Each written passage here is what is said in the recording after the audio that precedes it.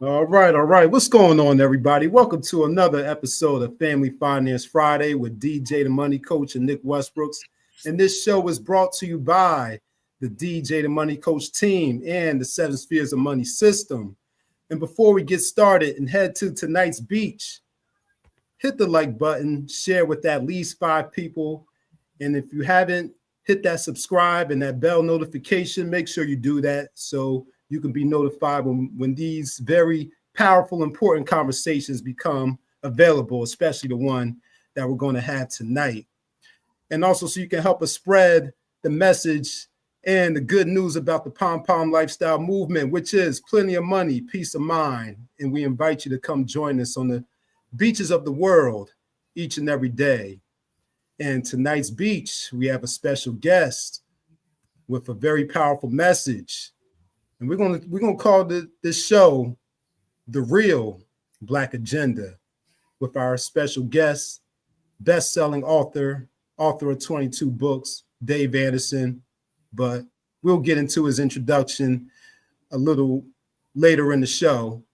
But first, let me check on my man DJ. So how you doing tonight, DJ, on this Friday?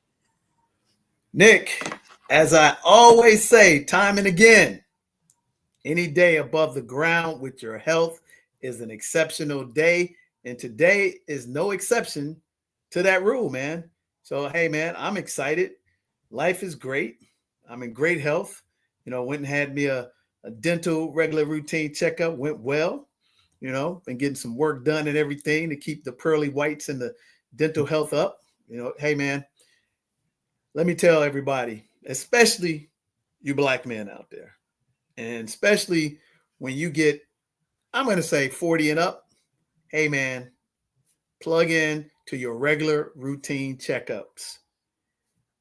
Your physical every year, your dental twice every 6 months, and now your mental checkup. Because unfortunately, coming from the old school, we've been taught not to talk about things that go on with us. And unfortunately, some people die untimely because they just didn't take care of their regular routine health. And a lot of these things could have been prevented by you being proactive. Okay. And I think our guest tonight will attest to that because, man, not only he's very successful in business, but he's actually successful in life in his vertical alignment. He's got God, man, woman, and child all in the proper vertical order. And it's amazing because his story is just it's a movie. And I was telling him, I said, hey, man, you got to definitely get the rights to your movie because hey, I'm definitely want to participate in it on the backing side because it's that great of a story. And I don't put anybody up on a pedestal. However, as I tell people, hey, don't duplicate, emulate the principles of success that somebody's further down the road. And this gentleman has accomplished a lot in a short period of time on this ball of mud called Earth. And he's gone through those 3 phases that I talk about, Nick, all the time. He's gone through the struggle. He's become successful. And now he's in a phase of significance, which very few people get to. Is like Maslow's, pyramid and self-actualization. Only about 1 to 2% of people achieve that. And this gentleman has accomplished those things. So, man, we're very excited. You have the predatory, season that's amongst us. I mean, I remember we did one of our shows. What was the name of it? Are you a shark or a sucker or something like that? Yeah. What was the name of that? Yeah. Are you a shark or sucker for Black Friday? Yes, sir. Yeah. Yes, sir.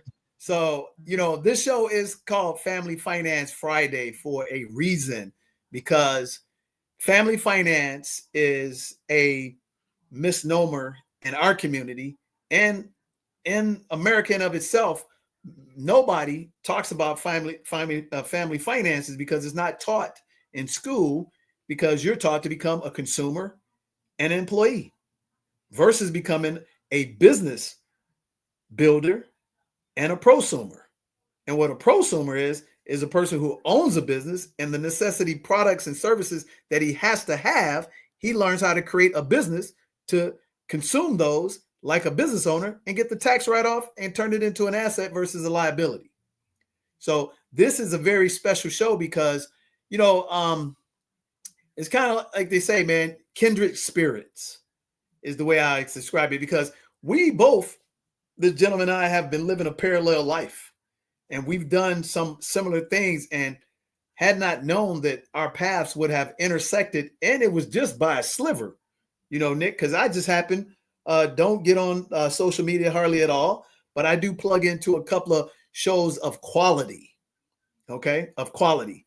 So I always give the flowers to the people that deserve them. Just like when I met you on Urban X, because Malcolm and the Black Dot were doing some credible work that lined up with my principles. And I started watching that show, and boom, I met you. And man, we've been off to the races ever since. So now there's this new show out on the platform, and there's this gentleman.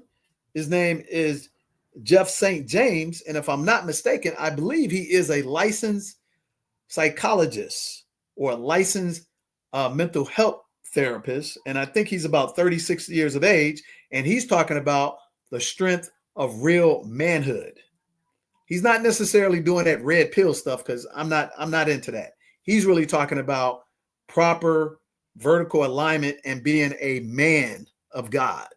And as a licensed professional, what he's been doing on his podcast, which is relatively new, is called Ask a Brother. He actually has been doing interviews just like we started out, and he's finding high level, very successfully accomplished professionals that are licensed primarily in industries of medical, health, science, and business. And he's bringing them on his platform, and he's interviewing them to get his feet in the water. And all of a sudden, he's going viral and he's getting high quality people on. So I wanted to say a shout out to Ask a Brother, because this is how I came in contact with our special guest. And to his credit, I saw the show when he was interviewed, and then I followed up and saw a couple of other shows he was interviewed on. I said, man, this guy seems to be a lot like myself in principles and character, and he's accountable to himself, and he doesn't make excuses. So you know what I did first and foremost? He gave an offer on Ask a Brother about his book. And guess what, Nick? You know what I do? I pick it up. No hidden agenda, because I said, you know what? I want to read The Real Black Agenda. And I can tell you this, ladies and gentlemen, this is a book that, since I've been on this planet for 5.5 decades, when I grew up and I was in my adolescent years, like 9 to 12 years of age, we would have books and magazines on the coffee table, and we would have shelves of Britannica encyclopedias. So there will be 3 books or magazines that we had in our homes, and pretty much all Black proper vertical alignment houses had a father, a mother, children. You know what those 3 books were? Number 1, BK1.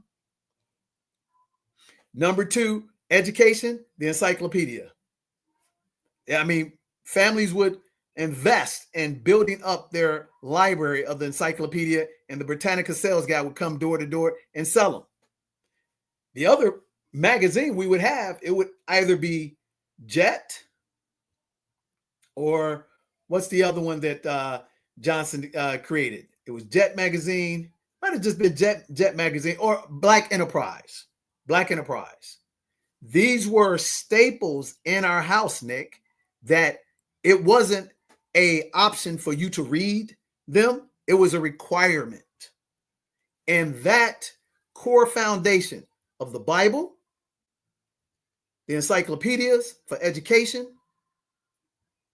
Black Enterprise for business mindedness, and then for positive social construct, it was Jet Magazine. And you know what? That raised high character men, women, and children. I don't believe in this high value bullshit. You know what? The Real Black Agenda is the most important book for everybody that looks like you and I that have young children in their house that they need to read, imbibe, and have a sit down 1 hour a week conversation with their family, because it's that important, Nick. And you know, I don't mix words and I don't take things lightly, and I don't promote stuff that I don't think is of value. But I'll tell you right now, I'm talking about right now in today's world, outside of BK1, if you look like me, and if you're just an individual and you don't have a family, and you've been, misled by this engine called propaganda and the media, you need to brainwash yourself and then get re-brainwashed on the Real Black Agenda. It's that important because it basically holds the truths, shows you behind the curtain of the Wizard of Oz, which is all a fugazi.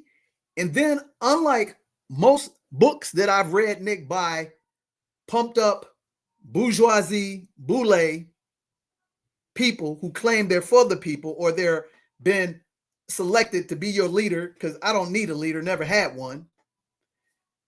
They tell you all the problems, but they never give you a roadmap to follow step by step like a syllabus. And you know what?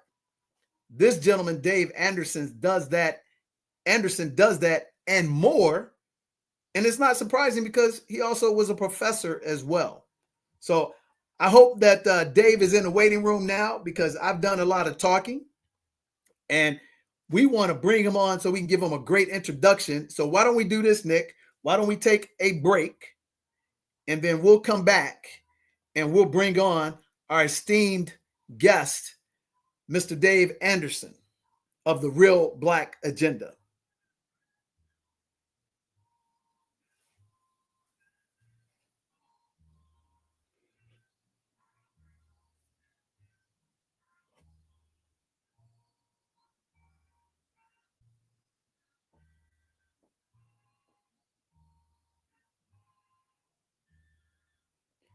It's Coach Britt here, coming at you here from beautiful Paje, Zanzibar. So we've got some exciting news coming for you guys. I want you to join me out here for some amazing fitness and wellness retreats. This is going to be an experience of a lifetime. You're going to have the opportunity to come out here, experience the beauty of this area. And I'm going to introduce you right now to the man who's behind it all right here. This is DJ, the Money Coach. He is the owner of P.O.M.P.O.M Suites. So thank you, Brittany. Won't you guys come join us for 7 days, 6 nights, as we partner with the amazing Coach Rodriguez in paradise. I'll see you on the beaches of the World Club right here in Zanzibar.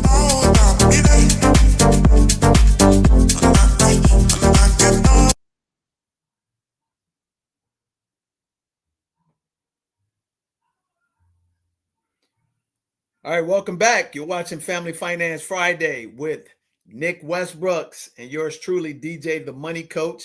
And if I'm not mistaken, I think Dave is not in the waiting room yet, because he just texted me, said, because he's on actually a book tour. He says he's getting back to his hotel. So Nick, soon as he pops on, give me the cue. But let's continue to talk about, because here's the thing. This show is called Family Finance Friday. Why do we choose Friday? You know why? I'll give you 3 guesses and the first 2 don't count. When do we do the majority of our consumerism, Nick? On the weekend. Thank you very much. On the weekends. And the weekends starts with Fridays, and people start to get I was going to say bamboozled, but that's not the word. They get blasted with all type of advertising and marketing to tell them, hey man, the weekend is where everything is at. Thank God it's Friday. Get off, go to happy hour, go shake your butt, go buy some stuff, go spend some money. Because we are taught to be consumers.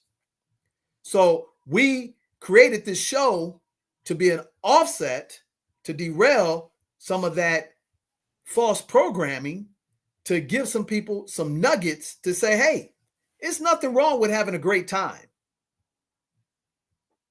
And I'll actually quote somebody who not a big fan of, but respect the accomplishments of what they did when they did what they did best, which is play football. Okay.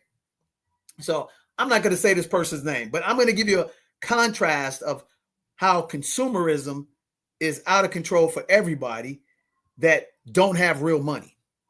So this person is a Hall of Famer and a cornerback. Okay. And somebody considered to be the best of the best.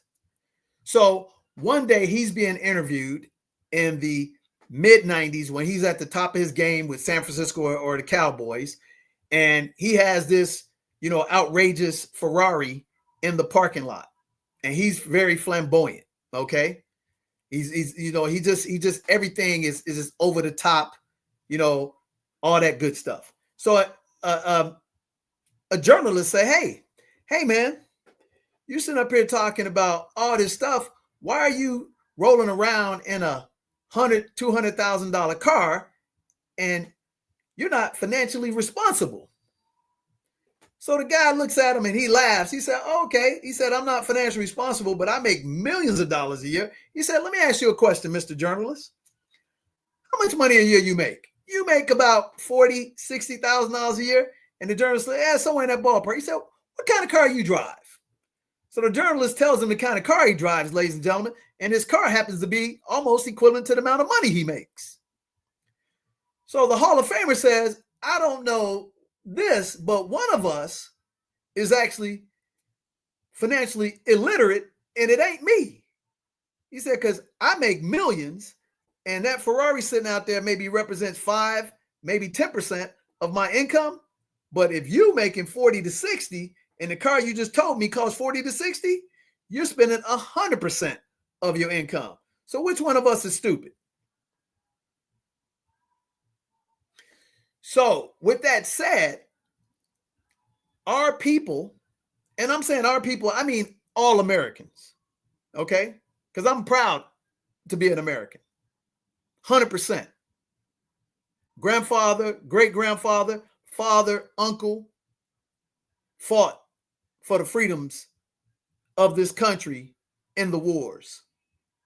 Going back to the Korean War, we've had blood participate to provide freedom. So you're never going to see me knocking America because I'm a proud Black American.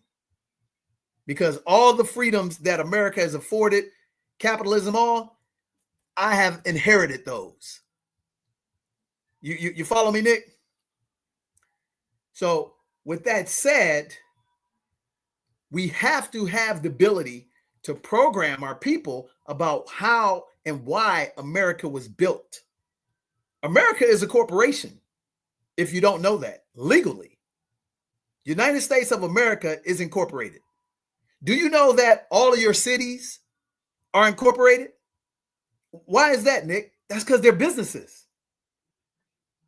Marriage is a corporation. It's a business contract. However, why is it the number one country in the world, barely hanging on to it, we don't teach entrepreneurship, financial literacy in our schools? That's a rhetorical question.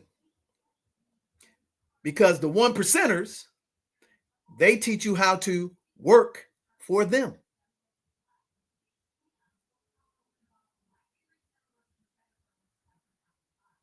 And they inundate you and propagandize you with so much stuff that even when you have that inspiration from God that tells you, man, I should be doing my own thing, you're fighting up against it, and your parents are fighting up against it because your parents want you to have security, which really doesn't exist. So we created this platform to stave off the consumerism because the majority of it happens on Friday and Saturday and Sunday. You remember when you were young, single, and man, your boys call you up, man, we going to the party. We got to go get some new gear, you know, and if you really like the party, we got to go get some drink, you know. Then if you're going to kick it with a girl, you're going to take a blah, blah, blah. You work 40 hours a week, and whatever that paycheck is, you're spending 50, 60, 70% on it on the weekends. So you're already on the consumerism bottle from the time you were a child, and then they make up these fictitious holidays. Do you even know how Christmas came about? You know, Christmas blew up when Macy's made it a retail holiday. Now, hey, don't believe me, go check it out. Go check out the origin of Black Friday. Just like the 401k pension plan was discovered as a loophole by a high yield accountant for a company about 45 years ago to find a tax incentive for corporations. Thus, that's a tax code. The 401k is a tax code. Did you know that? So back in the day, Macy's was struggling during the season. And they said, man, how do we get more people into these stores and at least stave off some of this red we're in? And they started saying, oh, man, we will create this Christmas holiday.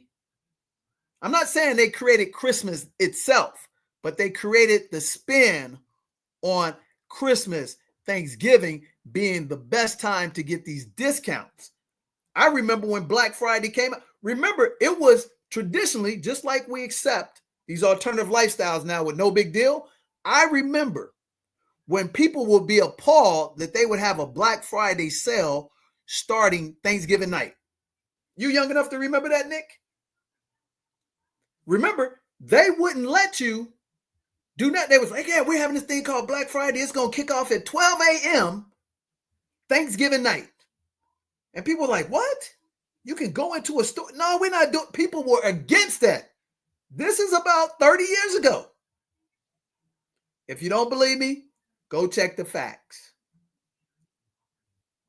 And you know what? The parade, the Macy's parade with all the big balloons and stuff, you know what that did? They had that parade on Thanksgiving Day, and it drove them right to the front door of Macy's and Gimbel's. If you don't believe me, go look it up. Nick, correct me if I'm wrong. Y'all can fact check this. Fact check it. Because they were going to do it. Okay, looks like he's got caught up. So he says he's not going to be able to come on. So we'll catch him next week on Black Friday. But check this out. They took these parades, Nick, and just by happen chance, they didn't know it was going to yield the amount of sales that it did. And after that weekend, Nick, they went and tabulated the sales, and the sales represented almost 80% of the entire sales for the whole year.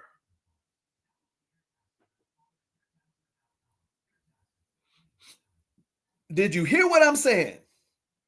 So they started the Thanksgiving parade, and all the parades go right down the drive to Macy's. What's the biggest parade that we know of in America? It's the Macy's parade that's on television. That is just an advertisement. And what do they have in the sky? Big blown up figures of what? Toys.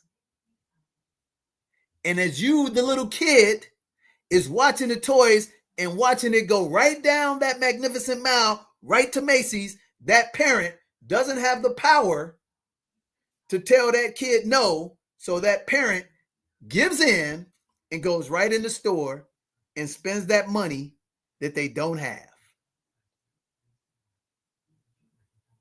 And then they said, wait a minute, man, how do we get away with being sacrilegious, but people are going to be in a giving mood? Thanksgiving. It's a fictitious holiday, ladies and gentlemen. It's not for being giving and thankful for God. It's actually for giving gifts to people. So now you have this tradition of watching football, having the family come together, and what better to top that off than, hey, we'll be Secret Santa. Everybody get a gift, and now we're going to start flooding you with these amazing commercials. And then one person just got bold and said, hey, you know what? Let's open up the stores at 12 a.m. or 5 a.m. Friday morning, the day after Thanksgiving. And we'll call it Black Friday. Nick, tell them why it's called Black Friday. It's actually a legal term. Yeah, that's, you're talking about those financial terms. So when the company is in the red, that means they got more deficits or more debt. And when they're in the black, that means they're doing well financially. Ain't that something? Everything that they can tie to black generally has a negative connotation. But however, black is so powerful in accounting terms. If you're in the black, you are doing well. So they said, we'll make it Black Friday. And then they slowly, people, I'm telling you, people were appalled. Man, we're not going to no store at no 4 o'clock in the morning. So you know what they did, Nick? They would take the biggest item of the year, the hottest toy, the biggest technology, and they would do this ridiculous sale and say, you know what? Right now, the 8K digital Dolby surround sound 70-inch ginormous $10,000 TV is going to be on sale for $1,500, and we only got 10 in the store. And you know what? You can't get it. You can only get it in the store. Do you remember that? Remember with the Black Friday sales, you had to come to the store. Do y'all remember this? You could only come to the store, and you had to learn how to maneuver and fight, and you know, get your weight up, and you know, throw them elbows, because you're gonna be fighting for that TV. Yes, sir. Yes, sir. And so how did it transfer to the internet? Because when the internet started growing, the internet said, hey man, we're going to create some online internet specials right now on Thanksgiving Day. But we're going to only have certain sales, but the big things, they were still driving people to the stores because they still had to have store sales. And that's when they were not sure if the internet retail was going to work the way they expected to work. And this is from the late 90s to the early 2000s, when every year they would say retail sales in the store, $200 million. Retail sales on the internet, $20 million. Every year. Do you remember this, Nick? They would every year, the number go up because people were still very unsure, did not trust the internet. See, the people we're talking to right now, they're like, DJ, what are you talking about? They didn't trust the internet. Yes. Before Y2K came and the internet was still in the infancy, old school people were like, hey man, I got to go touch it. I got to go fill it. I'm not putting my credit card or my information on those internet. Enter what? So now you have been brought 180 degrees around where if you don't do business on the internet, you are a sucker. And if you ain't doing business with AI, you are a double sucker. You see how easy it is to change the minds of people through what? The most powerful medium on the planet is video and marketing.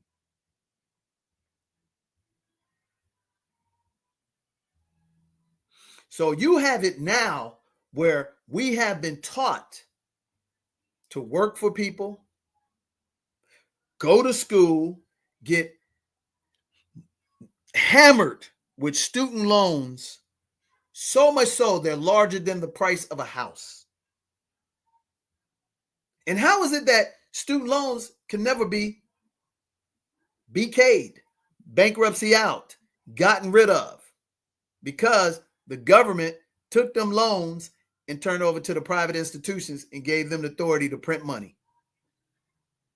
And because we're still believing that if I go to college, I'm going to be successful. But tell me what school, Nick, that says you come here and you give us $40,000, $50,000, $60,000 a year and do that for 4 years and $250,000 debt that they guarantee you a job.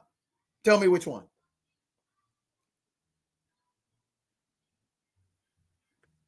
None of them. None of them.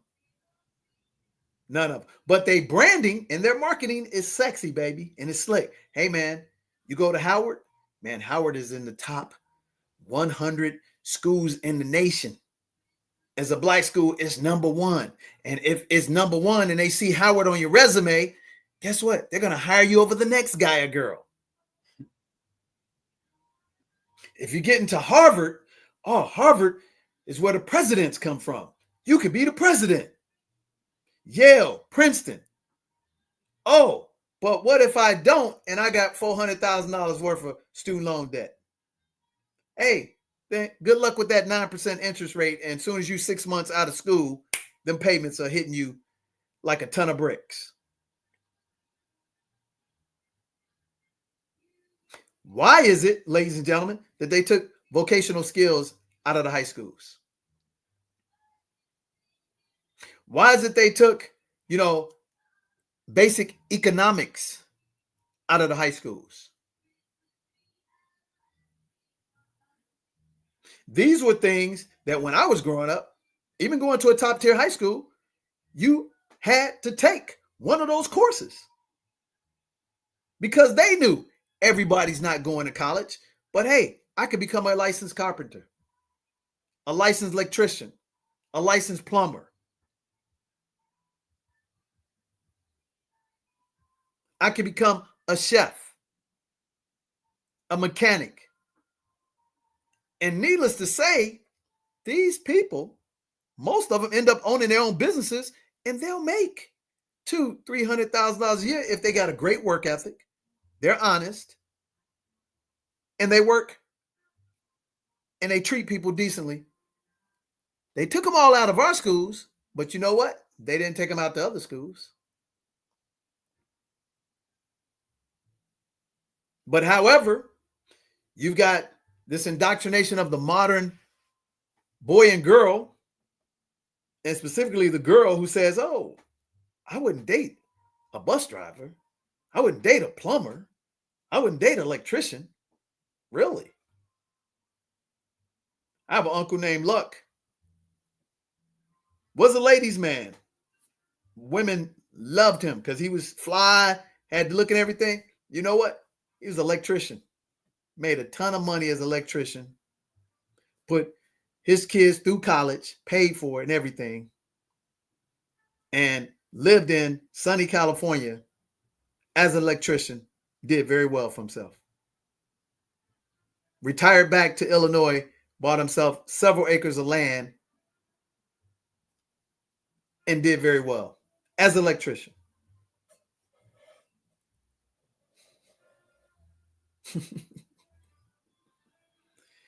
Plumber comes to your house. You got a little challenge, need something snaked out. Man, they pull out the little thing, boom, boom, boom, knock it out. They give you a bill for $300 for hours of work. Man, do the math. 300 times 40. Man, if I'm not mistaken,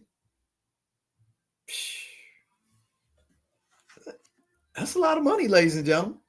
But our people are taught to be consumers, taught to take on a bunch of debt, get student loan after student loan after student loan. And you know who have the most debt? That's what I thought it was. 300 times 40 is $12,000 a week. Now, they're not making that, but they're making $80, $90 an hour. I went to go get some basic stuff done for my car. Mechanics, rate $180, $220 an hour. I remember when you would scoff at $60 an hour. $180, $200 an hour. But as I was saying, the most educated on the planet is the Black woman. You know who has the most debt on the planet educationally? Black women.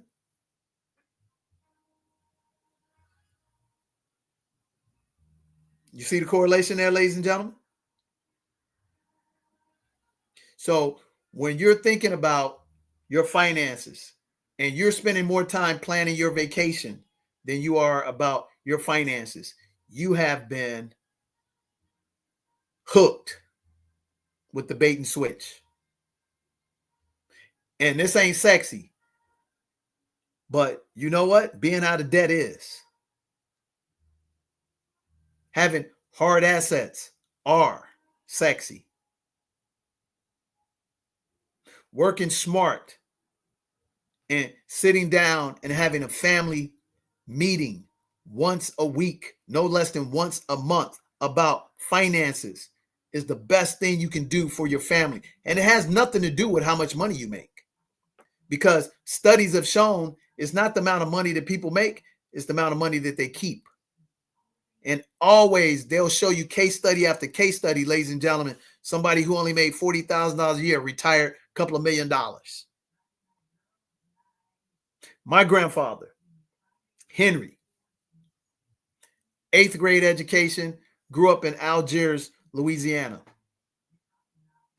He put 5 children through college. Now, let me say this to you, ladies and gentlemen. Education is not a determinant on intelligence.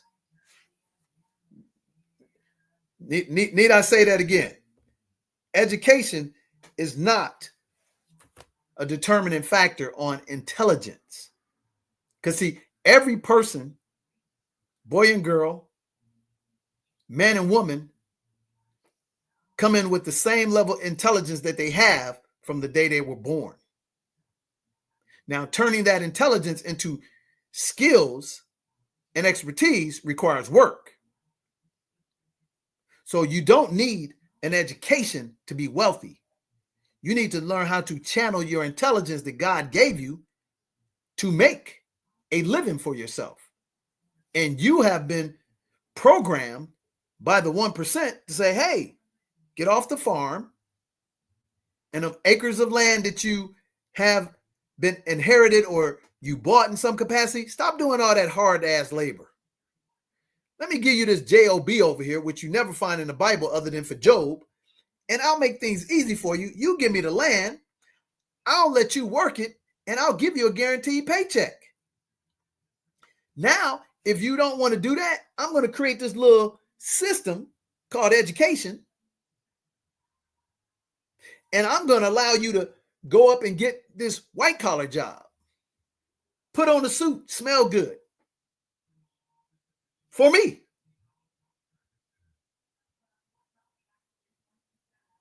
You see how that works, ladies and gentlemen? And everybody falls into that. Black, white, Mexican, Puerto Rican, Asian, Indian. We all fall in that. So I'm doing some research the other day in reference, Nick, to hotels and resorts. Shout out to BX. He sent me this link. And on the link, it has this lady and this gentleman that looks like you and I. And they're talking about ownership of hotels and things of that nature. And the only thing that I was interested in about that is knowing the history of ownership, that, you know, we own hotels back in the 1800s. That's nothing new. What is a stark statistic, Nick, is that there's a group that most people have done some business with directly or indirectly. Indirectly, they don't really realize it. Only came to this country during the civil rights. Do you know, ladies and gentlemen, that most of the immigrants, no matter what kind of immigrants they were prior to, the Italians and the Irish and that nature, but I'm talking about the ones that have, a little bit of melanin in their skin.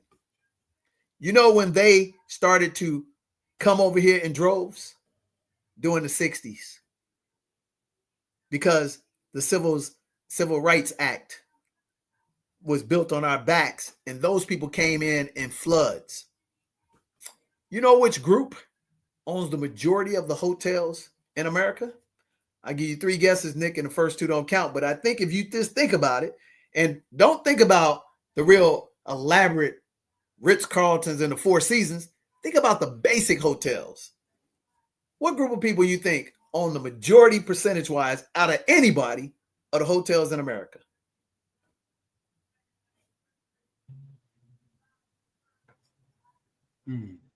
You know. Don't think hard. I'll give you a tip. They own. Okay. Well, if I give you this tip, you're going to know it. Let's just put it this way.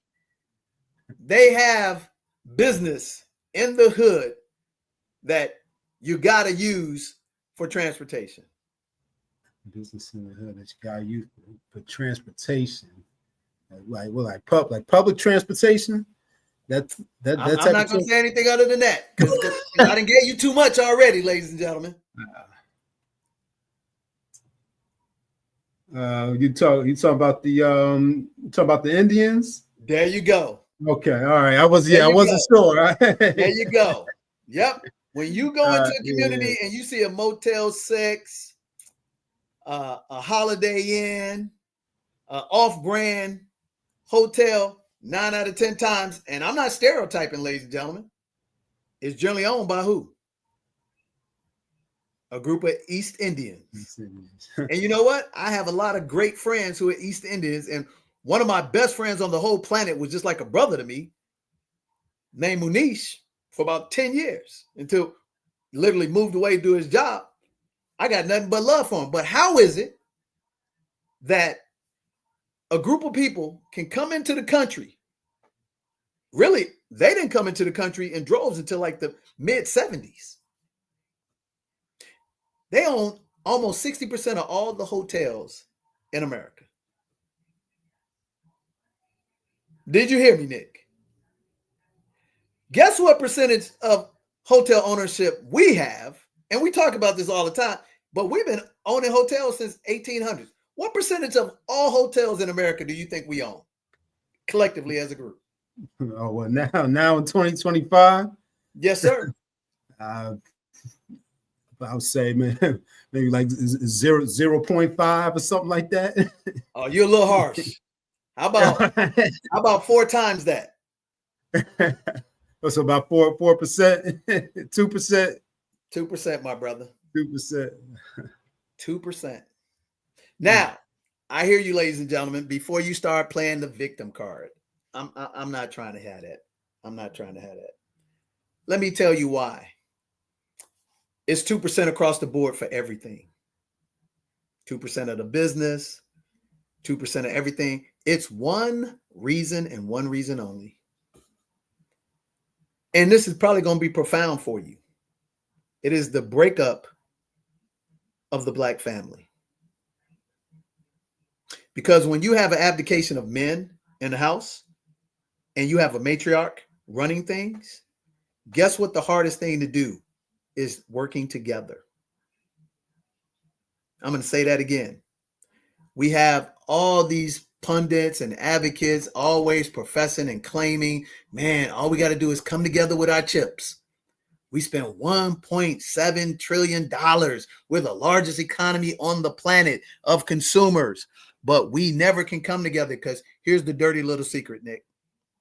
These people on these platforms, they talk a great game. They never have intention of working with somebody because they always want to be the big fish in the little pond. Now, they'll let you work underneath them. Don't get me wrong. But when you come to the, proverbial table, which is a bunch of bull. They always talking about what they can do for you when they sell you some type of package. Very rarely do they want to have an interdependent relationship with you.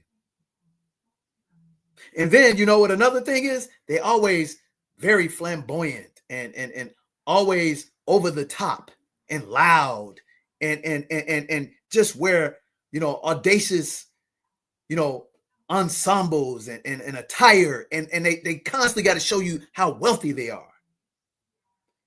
You tell me, other than a minor few of super wealthy people that actually promote their wealth like we do. You know why they don't? Because if I start showing you I got diamonds and this, that, and other, guess what I just became? A target. However, we got the Gucci, the Birkin bag, the blah, blah, blah, blah, blah. And then you say, hey, can you put $5,000 together? Oh, you want to acquire a hotel? Can you put $50,000 together? Oh, I know what you're going to do. You're going to do that crowdfunding, that GoFundMe, and you're going to call that genius. Professional begging. And before you even said, I'm not knocking your hustle.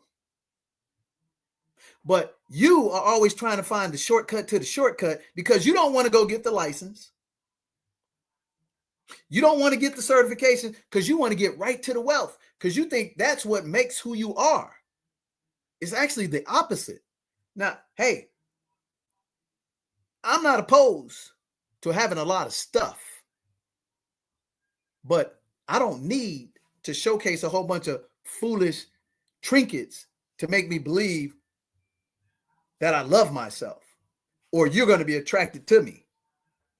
But is that not the world we live in today? I can't tell you, Nick, how many times we've interviewed somebody who have these beautiful websites and these great videos. And we ask them, man, I'm just going to keep it a buck. So obviously, you know, we built a resort and we didn't go fund it. We didn't crowdsource it. I took my hard-earned money through my financial education practice and with a handful of business investors, we built it. Licensed, matter of fact. But guess what? We said, hey, man, we're going to start looking for other industries to start doing some collaborations, right?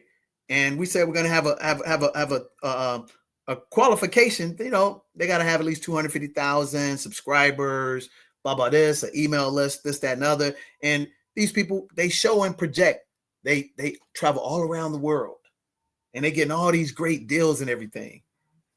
Man, if I had, Nick, ladies and gentlemen, if I had $1 for everyone that I've talked to, that if you didn't know, but just because you saw them on IG, YouTube, whatever, you thought they had hundreds and thousands and millions of dollars. And we just say, hey, man, yeah, you can come out to our resort. The first thing they tell, hey, man, you got to pay me because I'm a content creator. Oh, okay. I got to pay you. You're going to come to my resort. You're going to blow up your IG from my sexy resort that I own because you shoot some content. And I ain't mad at you. But as soon as you say, hey, man, we're looking for a long-term relationship. We're looking for we want to court you.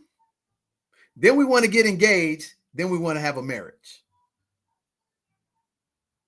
So to do that, we got to put some skin in the game. So how about you come over?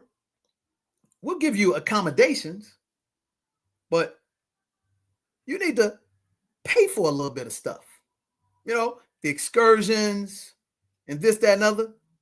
Nick, we'll say, hey, we're going to give you a suite for a week that we retail for $250, $300 a day, which no less than about $1,500 to $2,000, we're going to give you that stay. All you have to do is get your flight and invest in yourself to sell a lot of trips on your platform, a few $100s. Nick, it never ceased to amaze me. Oh, I don't have that kind of money, but if you pay for my flight and you put me up, I'm going to do such incredible, great video and promotion. You're going to sell A, B, C, and D. I said, well, can you guarantee me that if I put you up, pay all your accommodations, we're going to sell from your platform? Mr. or Miss 250,000 followers and 100,000 subscribers, and I got an email list of 10,000. Will you guarantee me that we make 10 sales at the sale price ticket of $2,000? Oh no, I can't guarantee that. What? Wait a minute. Well, if you all that, why can't you guarantee it? You want me to guarantee your flight, your room, your meals, your excursions in exchange for what? Hope.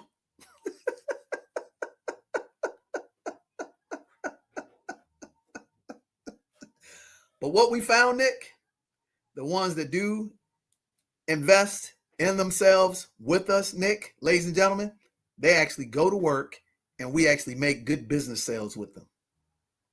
Isn't that amazing? Because they got something to lose. You give somebody something free, Nick, they don't care about it. I'm in the real estate business. You know how often tenants just tear your stuff up? Or I give you a better example. Nick, have you ever rented a car before in your life? Now be honest with me. Do you take care of that rental car just as well as you take care of your personal car? I'm gonna be honest with you. I do, because I don't want them extra fees that they might hit me with. All right, well, let's put it this way. When you were like 17 to 21 and your parents rented you a car, you got your first rental car, did you think about it then? No, I didn't think about that. That's what I'm talking about. Because I myself, guilty as charged, I tore up a couple of rental cars when I was in my late teens and early 20s because I didn't care. It ain't mine. They got insurance. Boom. But my own whip? No, bro. Bruh, you get in, you on the passenger side, bruh, you better clean that up, better pick that up. Man, dude, you better not even pass gas in this rip.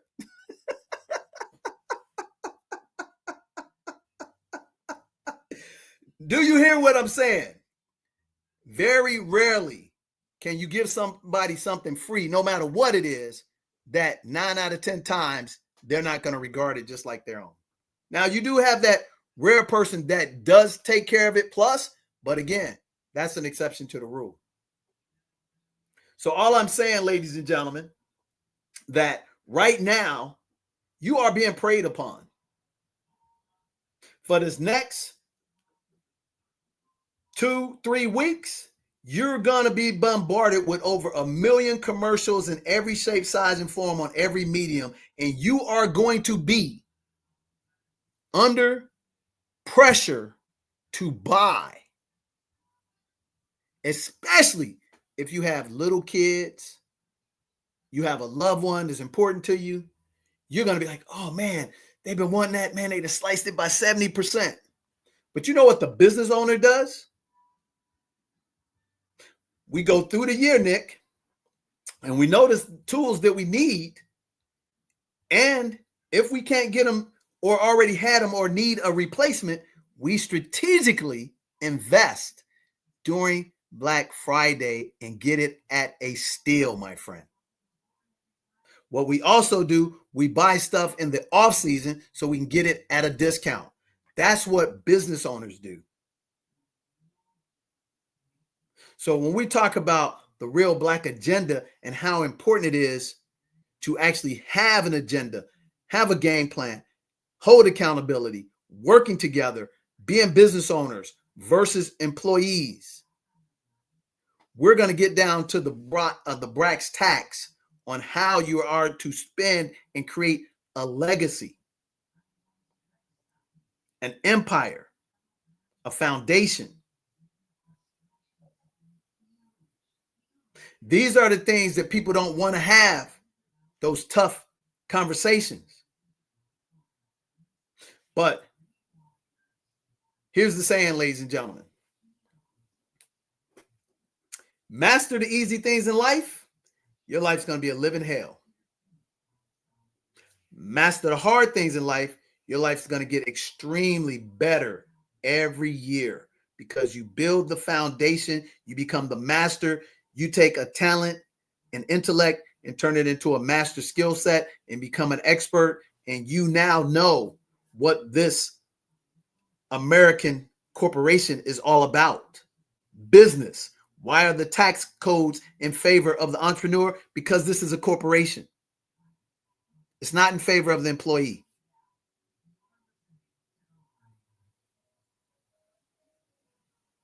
So we have to be the lamplighter. We have to be the lighthouse. And no, you don't want to hear that. But when you come out of this Black Friday,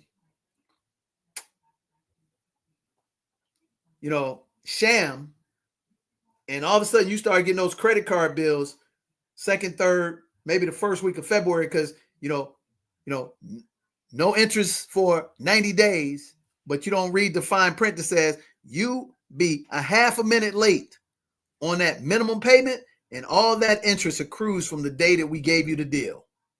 And statistically, Nick, 80 to 85% of people end up going to default on those programs. 2% of the people, like myself, are sticklers. They don't want to get them programs too because we use them the way they actually advertise them, and we win. I'll give you an example. I don't promote anything that we don't make money off of. So this one right here, I make money off of it. It's called T-Mobile. T-Mobile came out with their internet about 2.5 years ago. Couldn't get it in my gated community. Keep calling them. No, it ain't there.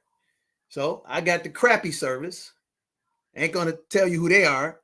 Overcharge, and you got to negotiate them down. Customer service is crap.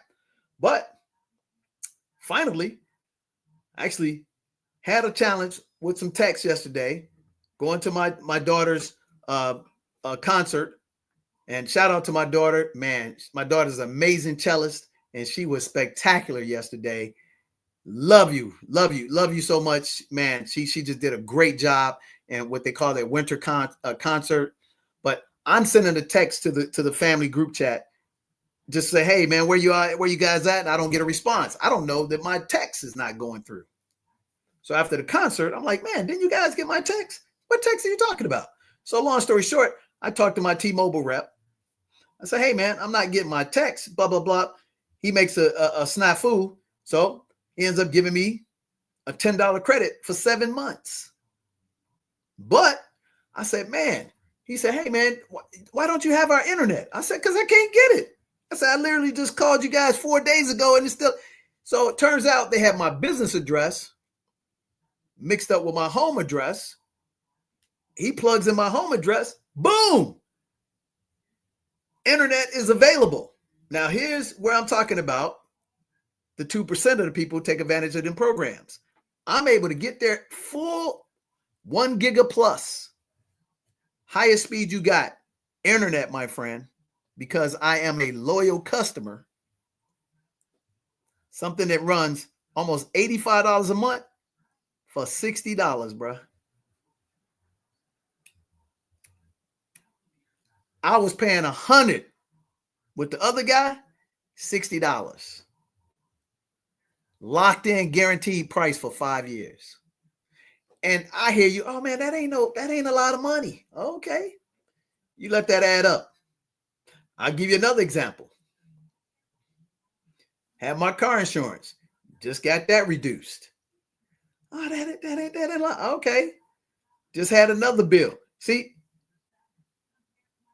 if you're knocking down victories as a business owner, and let's say your average bill in your household in terms of your reoccurring expenses is $100, and you get that $100 down to $60, that's a 40% savings.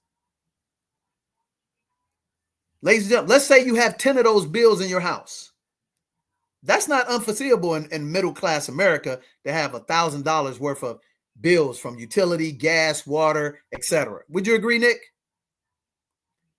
I slice all 100 those by 40%, bruh. What's 40 times 10? You know what that is? That's $400 a month. What's 400 times 12? That's $4,800 a year. That's almost $5,000 a year. 10 years go by. That's $50,000. You got a 7% return. You just turn that savings to $100,000 in 10 years just by being smart. And then on top of that, if you know how to incorporate a business the proper way and use the tax laws the way they were created by this corporation called the United States of America, you get to write that off on your taxes legally, ethically, and morally sound. Now, let me tell you this, ladies and gentlemen. I'm not giving you financial advice. I'm just giving common sense where common sense ain't common.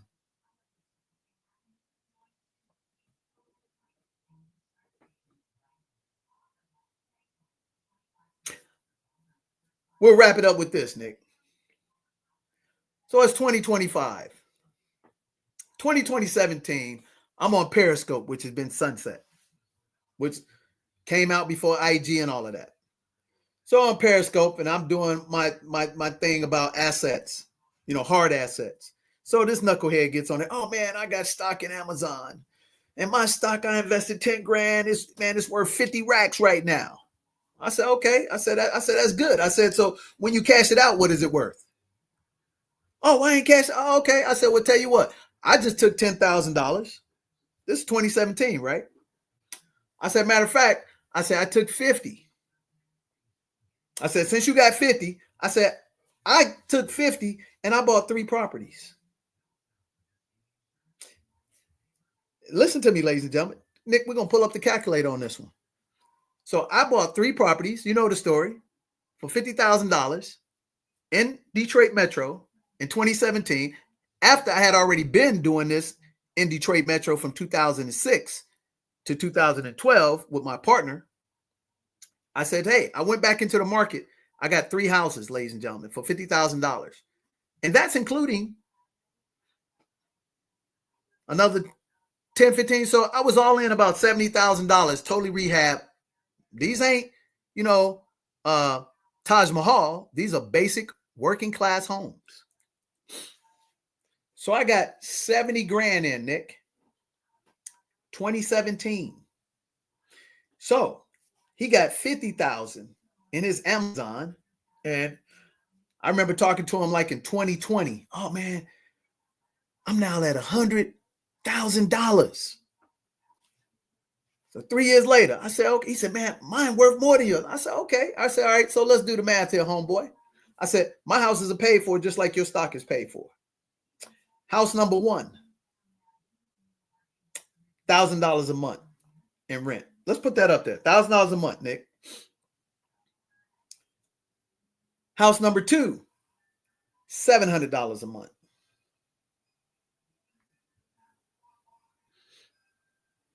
House number 3, $900 a month. All right, add those up, $2,600.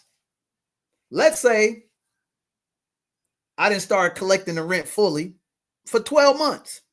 So 2018 to 2019, that's 12 months. That's 1 year, right? I just showed you if I cut my utilities by 40% on 10 bills, that's $400 a month. That's about $5,000 a year.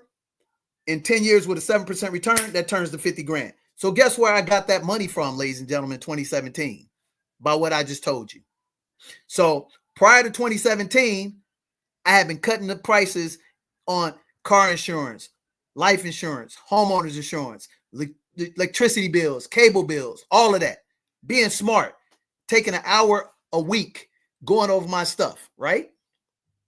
So now, 2018, 2019, 2020, 2021, 2022, 2023, 2024, 2025.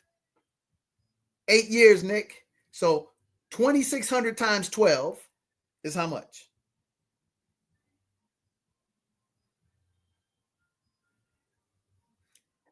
times 8.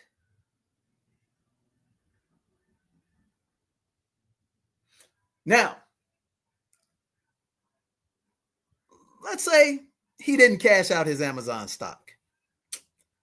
Let's say his Amazon stock is worth $500,000 if he's lucky, right? I still own my 3 homes. It's been almost 10 years. So my 3 homes are probably worth $250,000. Own them outright. Guess what, Nick? They're investment properties. So I'm getting about 30-40% tax write-offs every year as well.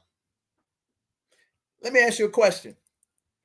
When he cashes out those stocks, because I have been a fully licensed financial advisor and I've seen people inherit stocks, and once they inherit, you know what they do? They spend it all. I can leave these homes to my children, locked in a trust, managed by somebody else. They still keep getting a check. But here's the beautiful thing about it. 10 years from now, I still own those homes. Guess what? The rent doubles. Oh, no, that ain't possible, DJ. Okay. I got a unit right now. This started out, Nick, in 2008, paying me $600 a month. Still own it right now today. Guess how much rent I get on that bad boy? And it's paid for. Started out $600. I remember I was like, man, this ain't no money, man. But something told me, hold on to it, DJ. Hold on to it. You know why, Nick? Because that grandfather who only had an 8th grade education, you know how you put them 5 people through school?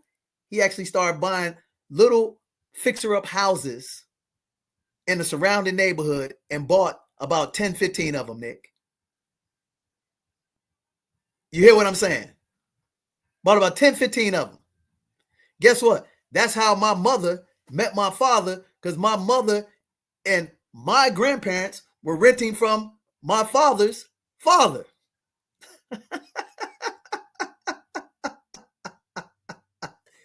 So that's $250,000 in rent, brother. And $250,000 still got the asset. Now, here's what I know. I've seen people sell off their stock and everything. When the market goes tight, which it has since that dude got in, you better believe he done liquidated some of that Amazon stock. I ain't liquidate them homes. And the rent keeps going up. But check this out. I got one property that didn't come from this purchase, but I got this separate property. Started out $600 a month, 2008. That property now makes me $2,000 a month. Let's do the math on that. So take that off. And again, ladies and gentlemen, I start out with this one with a mortgage on it, paid for. So from 2008 to 2012, I was only getting about $800 a month. But from 2012 to 2017, I was getting $1,400 a month. From 2017, so from 2020 to 2022, I was getting $1,750, and now I'm at $2,000. So let's just do this. So let's say, let's say I've been averaging about $1,200 a month. That's 17 years. So let's take 1,200 times 12 times 17, brother.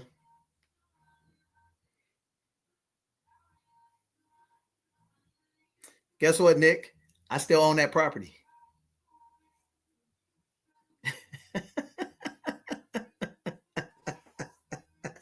Guess what?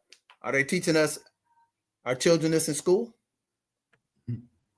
Nope. So collectively, between 4 properties, I've made $500,000 over 15 years. And we're talking about working class neighborhoods. Yep, I've had a couple of vacancies here and there, And even when I think about, man, I'm gonna sell this, then I go back and I run the numbers of what I made. Man, you can't get me to sell these bad boys. Because that's a real retirement plan. Because guess what I can do? I can get these to my children. I can't give a job to nobody.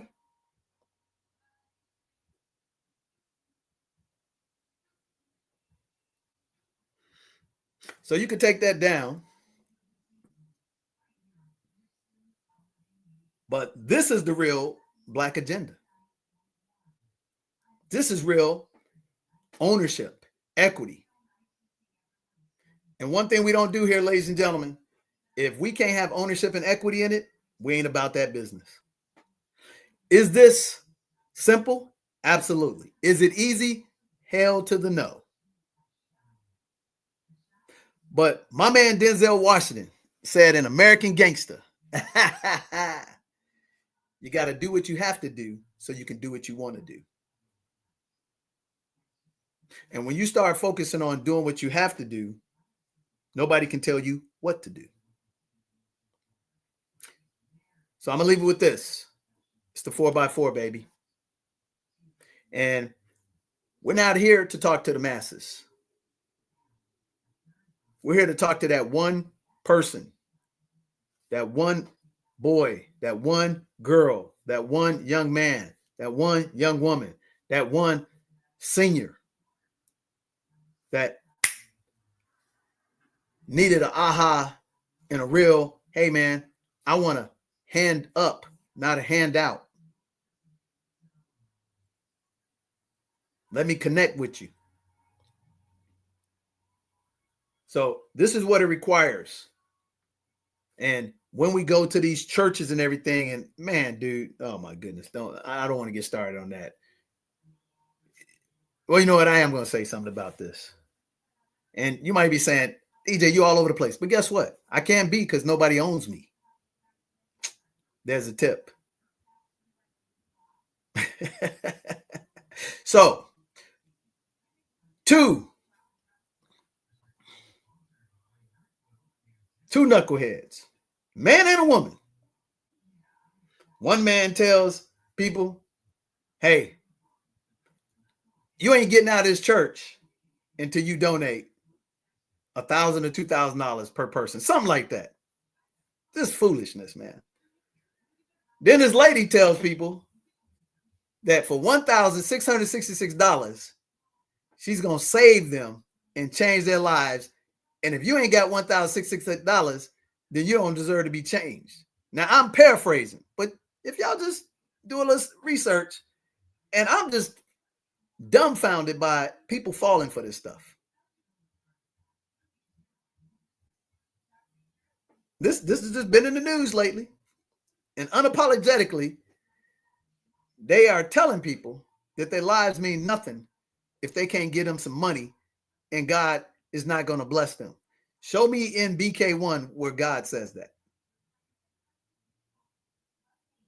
The modern day Creflo Dollars of the world. But we fall for everything, bro. So with that said, ladies and gentlemen, if today you don't want to be a sucker for these Black Friday things, and I know what you're saying. Hey, DJ, hey, you know what? I ain't putting a gun to your head. Here's what I have found as a businessman. If they all are buying stuff is legal, ethically, and morally sound, then if I'm in business, I have to put my wares in the marketplace. However, I'm not trying to put you under compulsion and buy stuff that you don't need. But if you don't have an emergency fund, if you don't have a Roth IRA, you don't have a proper insurance policy, and you're doing like one of my tenants 2 years ago that I had to evict, Nick. God bless her soul. I love her because she called me. And ladies and gentlemen, she said, Mr. DJ, I'm just going to let you know that I ain't paying the rent in December because my grandchildren got to have Christmas. Nick, I can't make this up. But talk about poetic justice, bruh. Evicted her. She owed me about $5,500. I get a letter in the mail about 2 months ago. Her ass is in bankruptcy court, and I still get to get my money.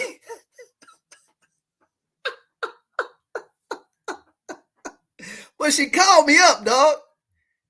Mr. DJ, I'm just letting you know I'm not paying December's rent because my grandkids got to have Christmas. Oh, okay. I thank you for your honesty.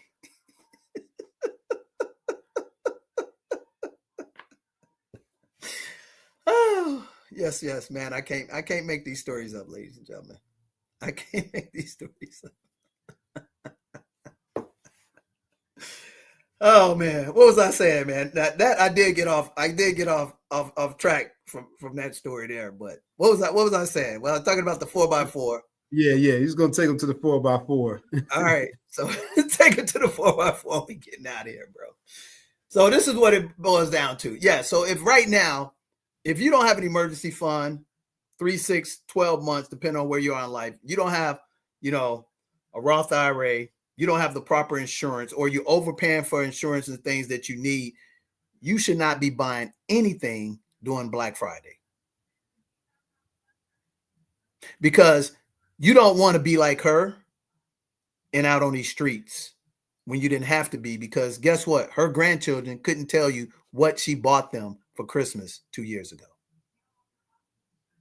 You have to have the strength of conviction to know that you have to do what you have to do so that you can create security down the road, maybe just for yourself, yet alone for your children and your children's children. So with that said, you first have to hold yourself disciplined.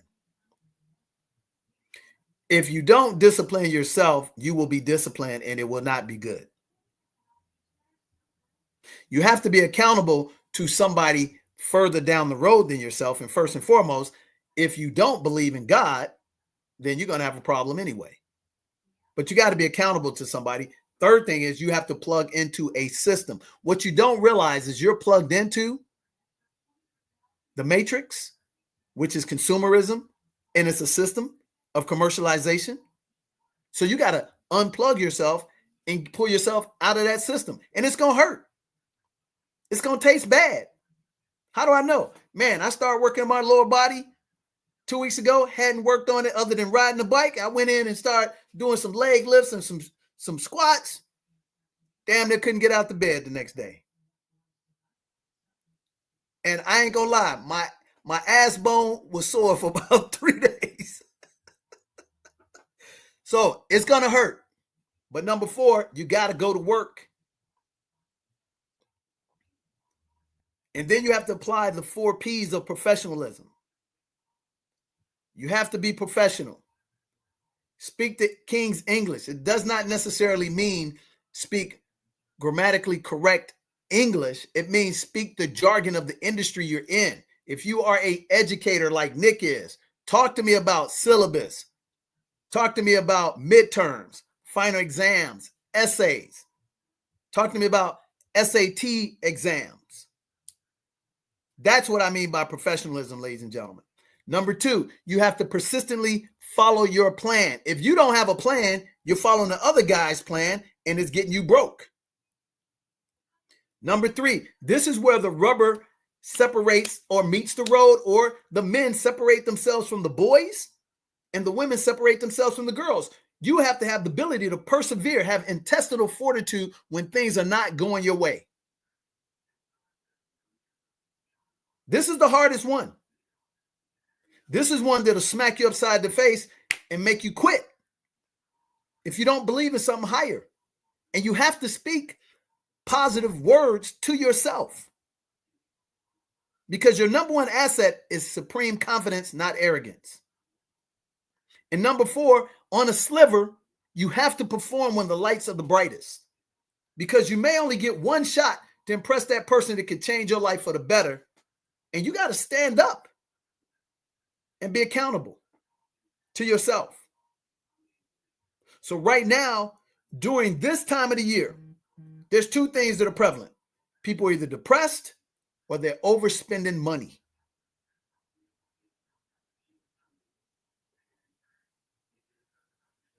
So plug into somebody that will speak truth to you, and most importantly, give them the permission to speak truth to you. But here's the key, ladies and gentlemen. 3 advisors you should have. Let's put this up, Nick.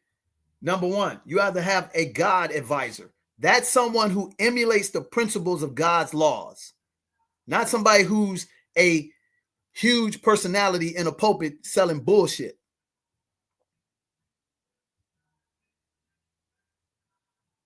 Number 2, you have to have a leadership advisor. How do you know they're a leader? Because they have other leaders growing from their tree.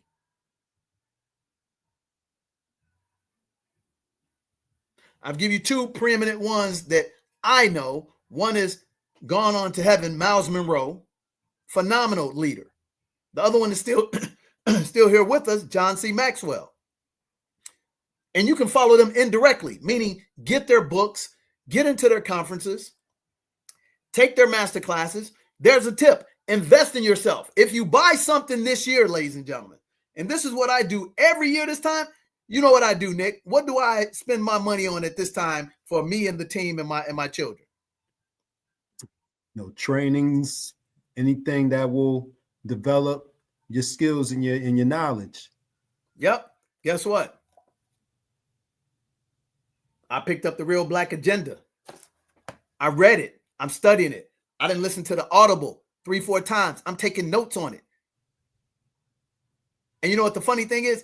He's just saying stuff that I'm already doing, but I'm getting plugged back in to the heat. When you get off assignment and you've had some success, you know what the easiest thing to do? Go back to the basics. Go back to the fundamentals, ladies and gentlemen.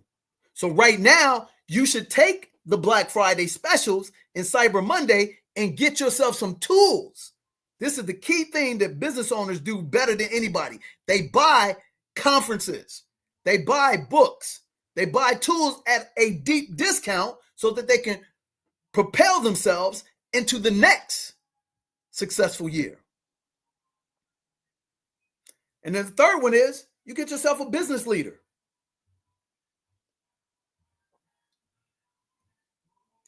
And you emulate their principles of success. You don't duplicate their personalities.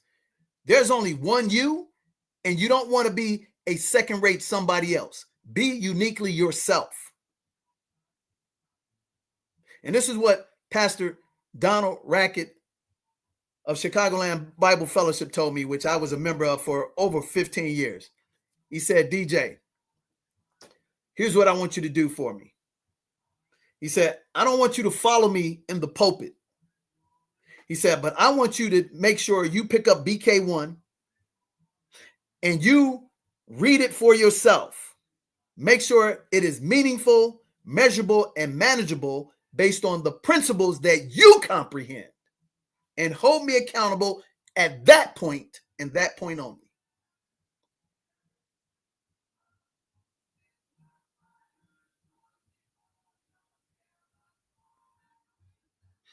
Ladies and gentlemen, you know what the definition of genius is? Here's what the layman's definition is. A genius is somebody who can do super complicated things and only he or she can do them. But real genius for the masses is a lady or a man or a girl or a boy. They can actually take complicated matters and make them simple to understand for the general population. That's what genius is. And I'm going to tell you, this right here, The Real Black Agenda by Dave Anderson, my man's a genius because he's just giving you simple, common sense, God-fearing principles that he's utilized in his own life. And he's giving you the steps that you can actually follow if you are man enough to have the courage to go against the grain. And he's not worried about being ostracized or canceled because you know what? He's free. He has a business created by himself with the support of his beloved wife and his family. And his legacy is bright. And now he's in the significant phase of his life and he's going out and helping others do it. So I can't wait to get him on the platform so that he can tell his story to you. But in the meantime, do us a favor. Go to therealblackagenda.com.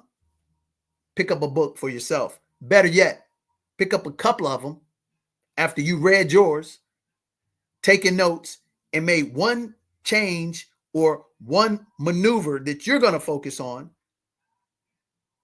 And then get the Audible version of it, listen to it, and then start sitting down with your family 1 hour a month. See, I'm not even going to hold you to any big, challenges. I'm going to give you a small one, 1 hour a month. Can you sit down and have your version of a family office meeting? And then when you start taking those little steps, crawl, walk, and run, and you start building up a little bit of confidence and start seeing a little bit of fruit on the tree, how about make it 1 hour a week? And make that your New Year's resolution. So I'm excited for you. I'm excited for us. And I can't wait to see what 2026 has in store for us, because it's going to be a bigger, better, brighter day. And we're just getting started, ladies and gentlemen. So we, like you, hey, if you want to take a great once-in-a-lifetime trip to paradise, hey, we got a great deal in store for you. Our Black Friday special, for those who can afford it and those who have done the right things, you deserve to treat yourself to 7 days, 6 nights in paradise. And I'm going to tell you this ain't never going to happen at this price point ever again, because it's so ridiculous that you might have to smack your mama. Real talk. So on behalf of Nick Westbrooks, yours truly, DJ the Money Coach, you're watching the Family Finance Friday. And I hope that one of these nuggets caught you at the right time in the right place, and you have the courage to step up so that you can become free, because freedom ain't free. So thank you guys for tuning in. Check out the video and come join us on the beaches of the World Club in paradise called Zanzibar. I'm DJ the Money Coach, and I'll see you on Black Friday to keep you out of consumerism.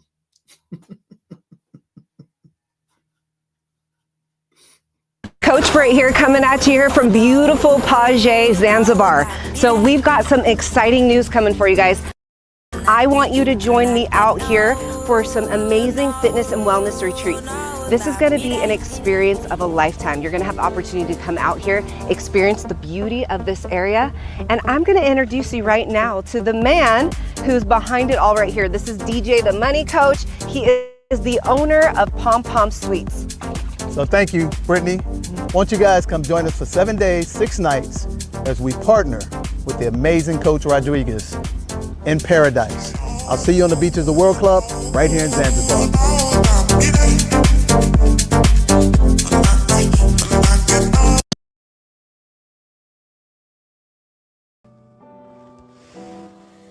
Nous avons une offre exclusive juste pour Vendredi fou. Profitez de 7 jours et 6 nuits aux luxueuses P.O.M-P.O.M Suite à Zanzibar avec les repas, le transport, les excursions, tout inclus.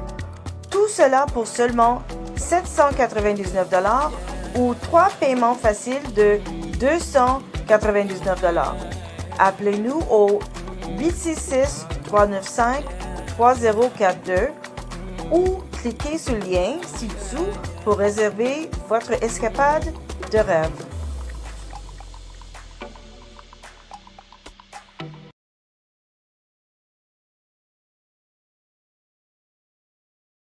Find out everything. We're going to give you a master training, 3-hour course, 2 consultations. We're going to teach you how to build credit up to $100,000 interest-free for 18 months. Pay off your home in 7 to 10 years. And most importantly, create $8,333 a month. Passive income. It's a $997 course. You get it all today for $97. Hit that link and beat me to the master training.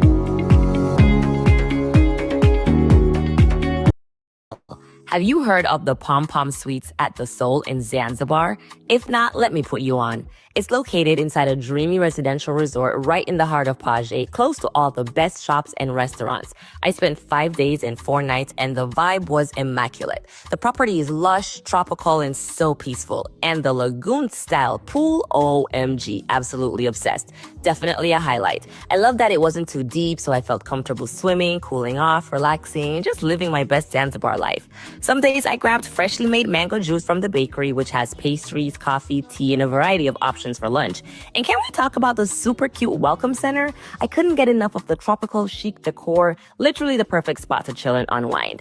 The P.O.M.P.O.M Suites have tons of room options too, from cozy studios to spacious apartments. I stayed in a 1-bedroom unit and it was giving all the modern, stylish, and hella comfortable vibes. But the real MVP, my personal chef.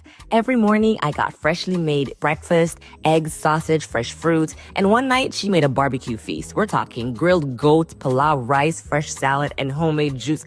Let's just say I ate good. So if you're looking for a beautiful, relaxing, and unique stay in Zanzibar, P.O.M.P.O.M Suites at the Soul Paje is it. Let me know in the comments if you would like to stay here, and I'll DM you all the deets.